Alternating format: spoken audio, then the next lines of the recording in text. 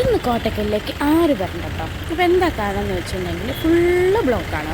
നമ്മളെ ചെങ്കുവെട്ടി മുതൽ കോട്ടക്കൽ വരെ നല്ല ബ്ലോക്കാണ്. അപ്പോൾ കാര്യം എന്താണെന്ന് ഞാൻ പറഞ്ഞുതരാം. ഇന്ന് രാവിലെ നമ്മുടെ കോട്ടക്കൽ ഒരു വലിയ സംഭവം ഉണ്ടായി. അപ്പം കുറേ പേരൊക്കെ ന്യൂസിലൊക്കെ കണ്ടിട്ടുണ്ടാകും. അപ്പം എന്താണെന്ന് വെച്ചാൽ നമ്മളവിടെ ഒരു ഷോപ്പിന് തീ പിടിച്ചതാണ് കേട്ടോ. ഒരു മഹാത്ഭുതം എന്ന് പറഞ്ഞൊരു ഷോപ്പ് ഉണ്ടായിരുന്നു. അത്യാവശ്യം നല്ല വില കുറവ് വലിയ സാധനങ്ങളൊക്കെ കിട്ടുന്നൊരു കടയായിരുന്നു.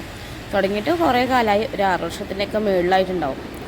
ഓക്കെ, അപ്പം അന്ന് മുതലുള്ള ഷോപ്പാണ്. ഇന്ന് രാവിലെ 5 മണിക്ക് അവിടെ തീ പിടിച്ചു.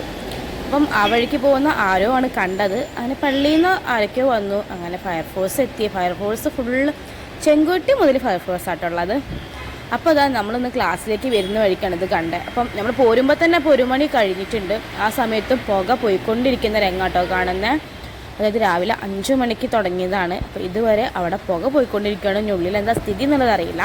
പുറത്തൊക്കെ തീയൊക്കെ ഏകദേശം കെട്ടിട്ടുണ്ട്.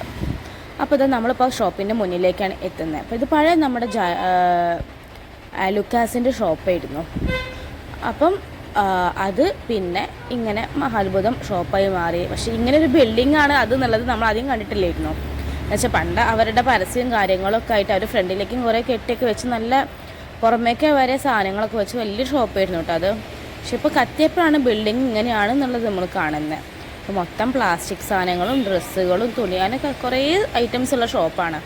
അപ്പോൾ അതാ ഫ്രണ്ടിൽ ഇങ്ങനെ അവസ്ഥയായിട്ടുണ്ട്. ഉള്ളിൽ നിന്നാണ് ഇപ്പോൾ പുകയൊക്കെ പുറത്തേക്ക് വരുന്നത് കാണുന്നത്. അപ്പം ഇന്ന് ആരും കോട്ടക്കലിലേക്ക് എത്തണ്ട.